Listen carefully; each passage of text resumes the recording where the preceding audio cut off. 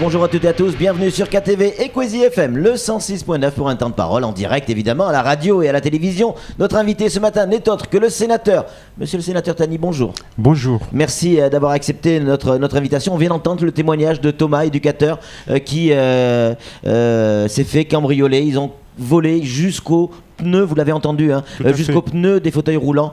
Votre sentiment ? Tout à fait, et je voulais réagir sur ce sujet par rapport à ce témoignage. Bien évidemment, il n'y a pas de mots assez forts pour condamner et s'indigner de cet acte dégueulasse pour être trivial, rester trivial. Et je voulais aussi m'arrêter sur les derniers propos, parce que c'est un éducateur qui sait de quoi il parle. Alors, un éducateur pour un public particulier, mais un éducateur, il a d'abord une formation générale et il sait là où il faut activer. Et il a dit quelque chose, moi, qui m'interpelle quelque part. Il a dit qu'en matière de prévention et de répression, on est en train de faire des choses à côté de la plaque.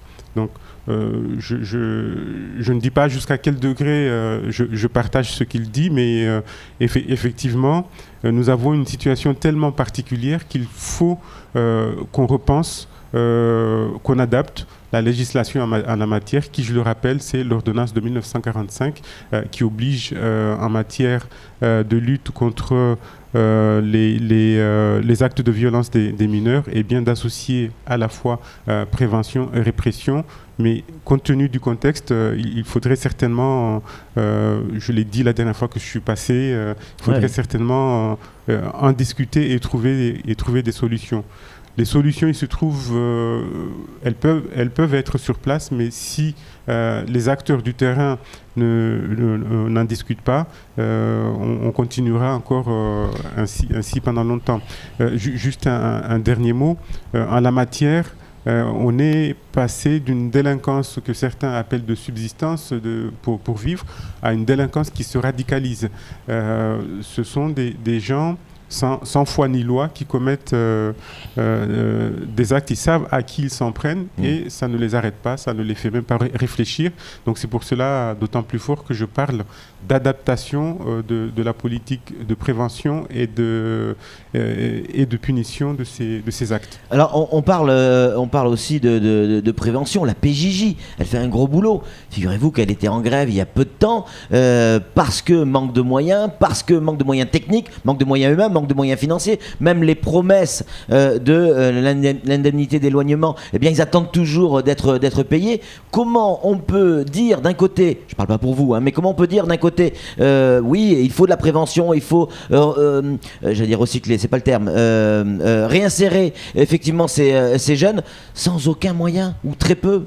C'est une équation effectivement très difficile à résoudre. Ouais. Je vous rappelle que ces moyens ont été récemment, les moyens de la PJJ ont été augmentés puisque c'était pire avant dans le cadre de la politique de restriction qui avait vu diminuer tous les effectifs dans la fonction publique et dans ce domaine, et en particulier de la PJJ, et Christiane Taubira a sensiblement augmenté ses moyens, mais ils ne suffisent toujours pas, et effectivement, je suis d'accord avec vous que l'équation est compliquée.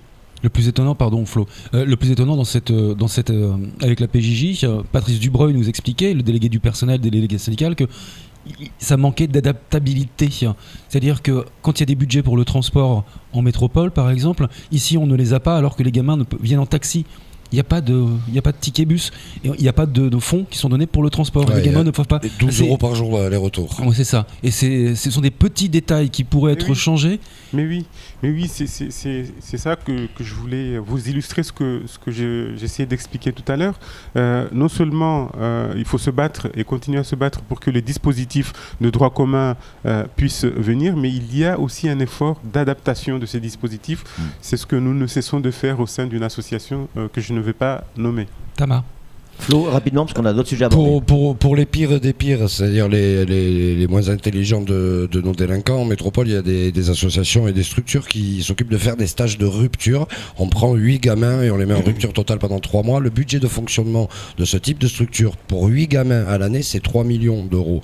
Grosso modo, avec un budget minimal de 300 000 par trimestre. On en est loin de pouvoir faire ça, nous. Oui. mais ce n'est pas une raison pour ne pas y penser.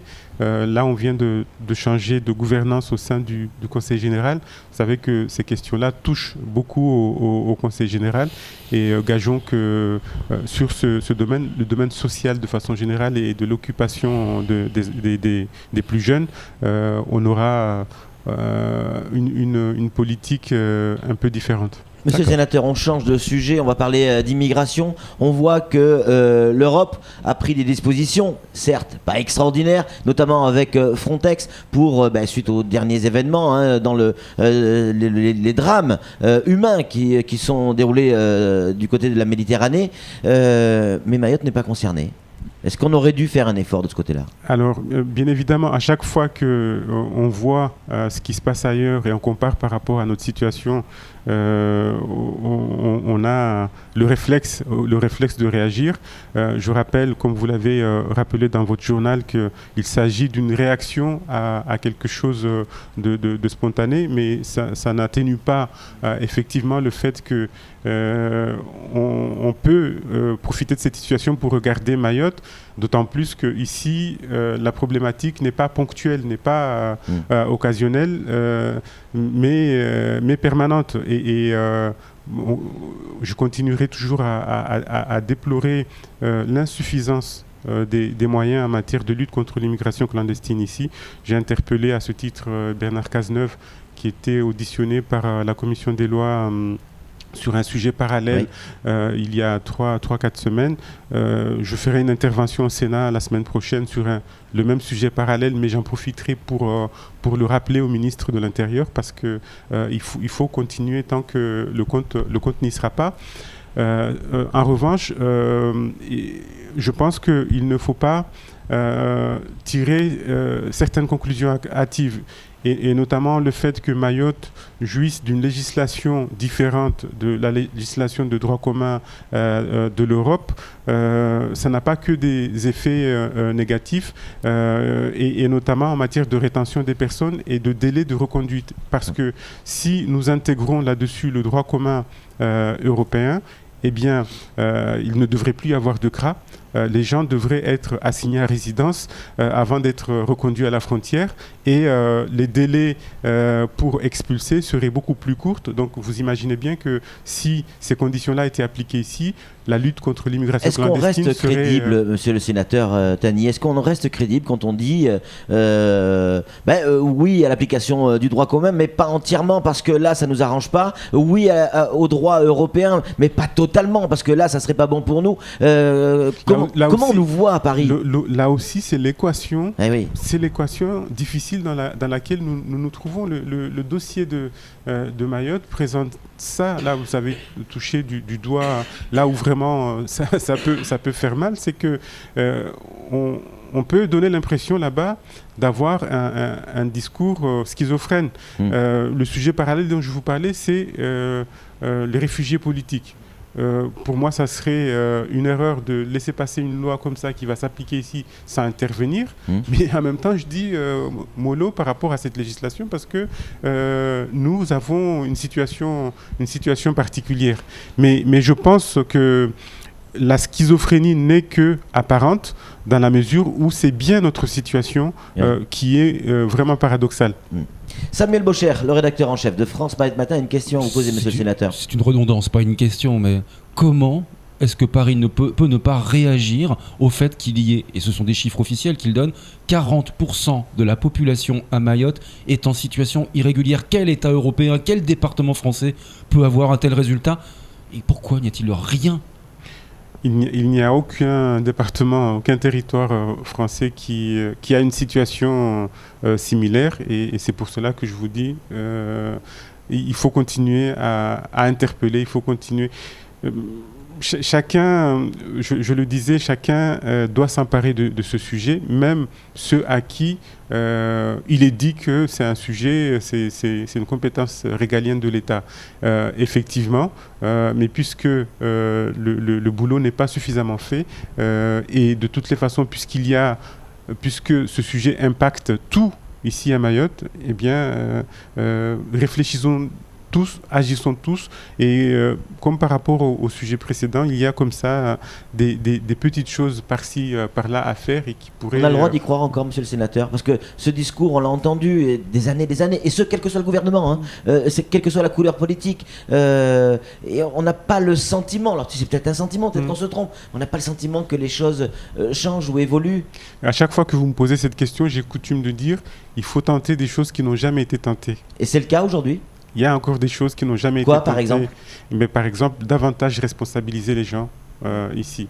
Une fois que la frontière est poreuse, une fois que...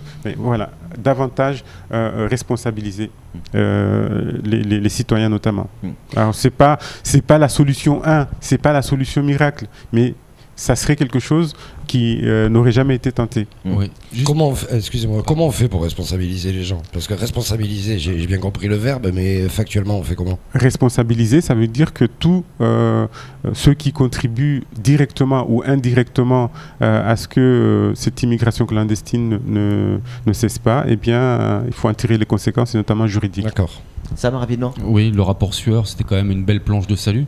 S'il avait été écouté, tenu et appliqué, les choses auraient pu évoluer. Vous-même, vous l'encenciez, ce rapport. Oui, parce que vous vous souvenez, j'étais à l'initiative de ce déplacement et le but recherché était celui-là, mais jusqu'à présent, je n'ai pas vu suivre les préconisations de ce rapport. Et moi, chaque fois que je viens ici, vous m'interpellez sur ces sujets, c'est votre boulot. Moi, c'est mon boulot d'y répondre. Mais il y a des choses à ma place que je ne suis pas en mesure de faire. S'agissant de ce dossier, je pense avoir fait un certain nombre de choses et le travail parlementaire, de plusieurs parlementaires isolés consiste à apporter cette vérité que tout le monde sait, mais qui a fait l'objet d'un travail parlementaire. Après, moi, je n'ai plus la clé pour la suite. Mais pardon, monsieur le sénateur, on vous lance pas la responsabilité de ça. Non, je sais. On vous demande des informations par rapport à Paris, savoir comment eux, ils le prennent. Vous êtes proche d'eux, pas nous. C'est pour ça qu'on demande la température. C'est exactement ce que j'ai signifié et je ne vous en veux pas de continuer à me poser cette question parce qu'il n'y a pas de solution jusqu'à présent. Mais voilà, c'est ce que je vous dis. Moi, je continuerai à interpeller, notamment la semaine prochaine. Monsieur le sénateur, et en 2-3 minutes, c'est ce qui nous reste sur ce temps de parole, la ministre, Georges Paul-Langevin, est venue à Mayotte. Une visite ministérielle, c'est toujours important pour une île comme la nôtre, comme Mayotte. En revanche, nos confrères de Mayotte Première ont noté et interpellé la ministre sur une question très claire où elle a été un peu paniquée derrière pour y répondre, c'est que les parlementaires n'étaient pas à l'arrivée de la ministre. Est-ce que c'est dû à un emploi du temps surchargé ou derrière il y avait un peu de politique politicienne? Alors, moi, je vais parler pour moi. Oui. En ce qui me concerne, il n'y a aucun sorte de problème, de souci. Sinon, je vous le dirai. Simplement, vous savez dans quelles conditions ce voyage s'est fait. Il a été décalé. Au départ, il était destiné à La Réunion. Elle a fait un crochet. Son avion est parti en retard. Puis, malgré tout, elle a tenu quand même à venir. J'ai pas vu de commentaires lorsque, le soir, j'ai participé à un dîner républicain, en présence du président du Conseil général et du président de l'association des maires chez le préfet. Donc il n'y a pas de problème. En ce qui me concerne, je n'ai aucun souci par rapport à Madame la ministre. Satisfait de la visite sur notre île? Difficile de voilà, là aussi, de dire satisfait ou pas, dans la mesure où, au départ, il faut le reconnaître, et c'est là où je voulais insister par rapport à son geste, ça ne nous était pas destiné. Vous avez eu plein de ministres, que ce soit de ce gouvernement ou encore plus des gouvernements antérieurs, qui sont venus jusqu'à La Réunion, qui n'ont pas daigné faire un crochet à Mayotte. Elle est venue. Et elle n'est pas venue les mains vides. Hein. Voilà, il y a eu de l'argent effectivement pour les sinistrés d'Aqua, de l'argent également pour les logements sociaux. Il y a peut-être un problème de communication parce qu'on n'axe pas forcément sur les points hyper positifs. Hein. Mais si vos confrères commencent par poser des questions sur la présence des uns et des autres, il n'y a plus de place pour les autres questions. En tout cas, merci monsieur le sénateur d'être venu sur sur ce plateau et d'avoir répondu, encore une fois, clairement à nos questions. C'est tout pour ce temps de parole. Tout de suite, la suite de nos programmes.